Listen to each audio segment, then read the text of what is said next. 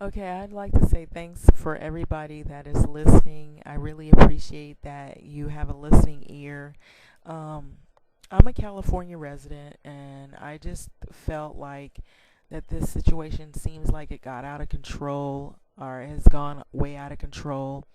It's about the Trump wall being built, and a lot of people are afraid in California, those whom are feeling that they may be affected by this in the very near future.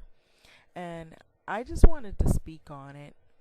What I did notice is that more recently I had seen some articles and I was reading about the Trump wall plan. And if you recall back when he had the rallies, when he was on the campaign trail, Trump, they were very violent and vicious. And I feel like there were people that were put in those rallies that were decoys to incite violence, to make those rallies vicious and violent. And they wanted to make Democratic people or people who were anti Trump look violent. And people were already angry because of the words that were being spouted by Donald Trump. But I feel like he wasn't the one alone that was saying those words. There was someone that were behind him that were saying those words, and he was just mouthing them. And some of it is his personality, but I don't think all of it is. I think there's some other people that are behind him that are also responsible for those mean, vengeful words that he had displayed. And I believe one of the persons is a guy by the name of Steve Bannon, who is a part of the Breitbart News, who has, if you look up his history in Breitbart News, it's very racist and it's xenophobic, it's anti-Semitism, and it's sexist, and everything that you can think of that has to do with racism.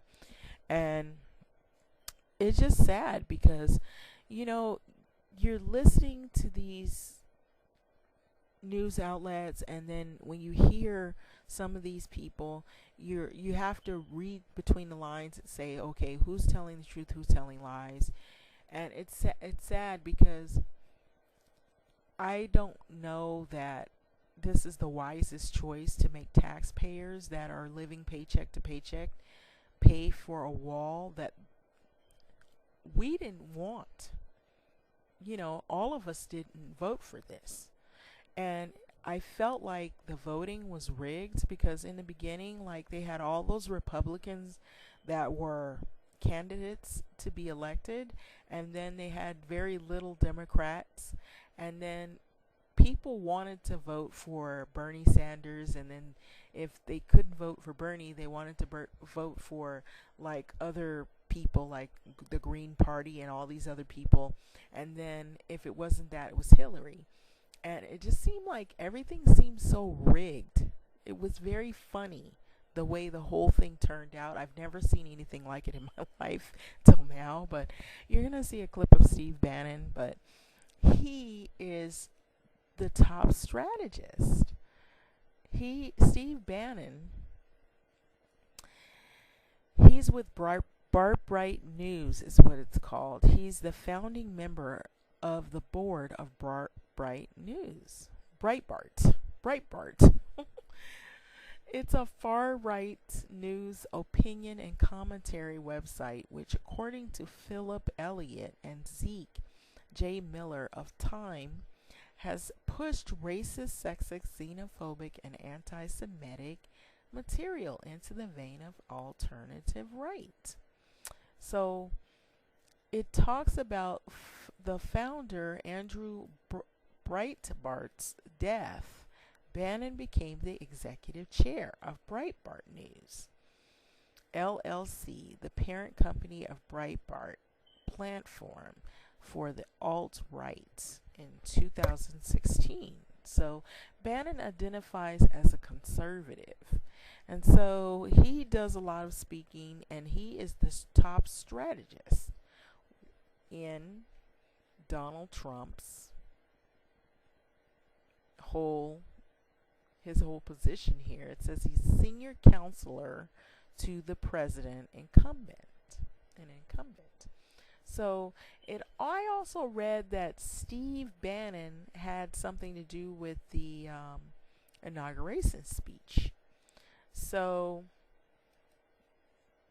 I feel like there's a lot of lying. There's a lot of things that are being done that are not really honest. And I don't feel like it's coming from the bottom. I feel like it's coming from the top all the way up. And that a lot of people are being deceived. And that there's a lot of finagling. And that in the beginning, when Donald Trump, he was doing his campaign trail and he was spouting all those things off, I really believe that he was really going to act on those things that he claimed he was going to do. And I had this friend who said, "Oh, it's only like 30% of the population that's crazy." I said, "No, I believe there are a lot more than 30% of the population that is crazy." So we just aren't seeing those people because we're in a place where there are more people that might be more libertarian. So I don't know. I just think that it's gotten really violent. It's gotten really divisive. And now people are in fear.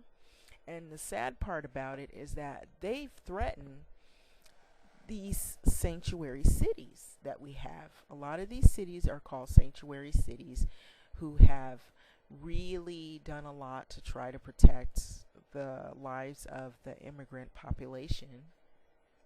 And you'll hear a lot of people say, "Oh, most people are immigrants." So the one thing that I was reading that was very scary is they were threatening to cut federal funding to the cities if they didn't comply with the crackdown of deportation and implementing the laws that he has written into effect to deport people who are not of legal status. So it is very scary. So I'm looking at an article here. There are several articles. This one that says Trump's crackdown sparks fear and anger among immigrants here illegally by Ruben Vives. It may be the same article. President Trump plan to crack down on illegal immigrants has sparked fear in parts of LA where until recently those here without proper papers said they felt relatively safe. That has changed dramatically. Should we keep the state of liberty or maybe take it down for a while? So I also read something. Now I'm going to skip off of that. I read something where, just like, I don't know if you remember hearing about that Brexit thing, that event that happened in the UK. Well, they were talking about a Cal exit, and where it becomes a nation of its own and it breaks away from this whole thing that's going on. And that's all. This is very scary.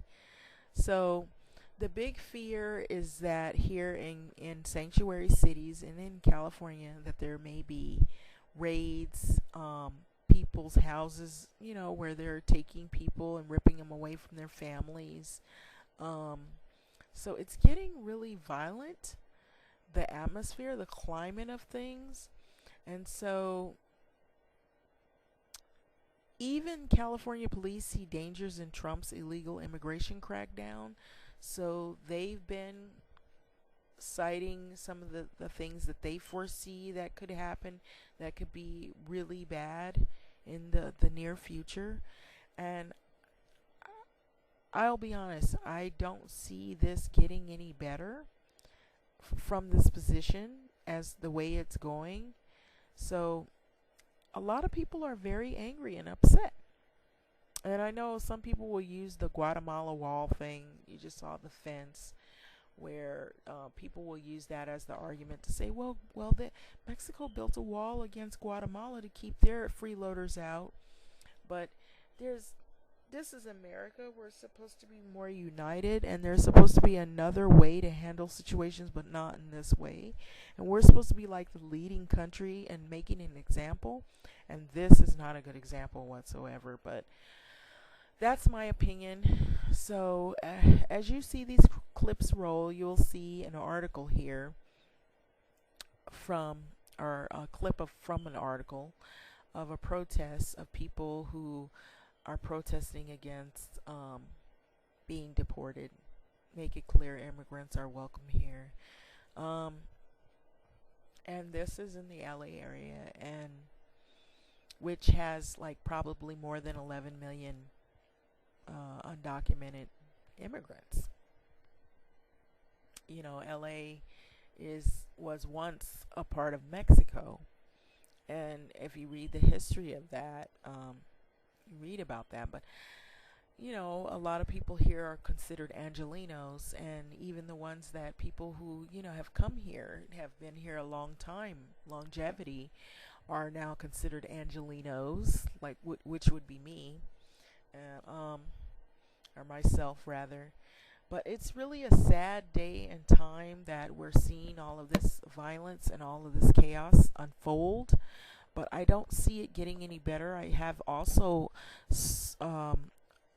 researched that they are considering signing petitions to impeach. And this could also be a reality. So I don't know. But before then, which, you know, right now, what's going on now, it just seems like there's going to be more protests, there's going to be more anger unfolding, and it's going to be directed towards law enforcement. It's going to be directed towards people that are in government. There's going to be probably more petitions, more, you know, letters being sent to Washington, or to Congress, and there's going to be a lot of political fight ahead. So I just thought that I would shed some light on that. I don't know what your thoughts are. If you have any, feel free to express those. But it just seems like it's just crazy. Look at this wall physically. I mean, come on. How far can you build a wall? How tall can you build a wall? People can go over a wall. They can dig tunnels under it. They can figure out how far it goes and go around it. So I just feel like it could be a real waste of money, taxpayers' money, and it's usually the people who are poor that end up having to pay for things like this. Um, you know, it just doesn't make any sense to me. That's my feeling. But this is the plans that he has ahead, and this is sort of like a sky view of what is already built there, the Mexican border. It's a wall. There's a wall already there, and you know, there's a map showing the wall and how far it goes, and I think it stops like right. You see the Trump wall. I think he wants to fill in the areas that are open. It looks like, from what I'm looking at the map, because there's a wall already in place, but I guess the gaps or whatever that is open, he wants to fill it in. So I don't know. You know, it just seems crazy. So there's also some discrepancies about, you know, the patrol, the mechanisms, the cost, also like having, you know, like cameras and what have you, and then hiring more. He mentioned something about, Donald Trump mentioned something about hiring more staff to patrol the area. So maybe to him, he thinks this is bringing more jobs or something like that. You know, so I don't know. It just seems like really violent. But those are my thoughts about the whole situation. So, you know, feel free to comment on this issue, because it is a growing issue, and it's a fear that is happening. And it's not just happening in the California, it's happening in other cities, urban cities, where they have a population of different people from different places. Thanks for watching.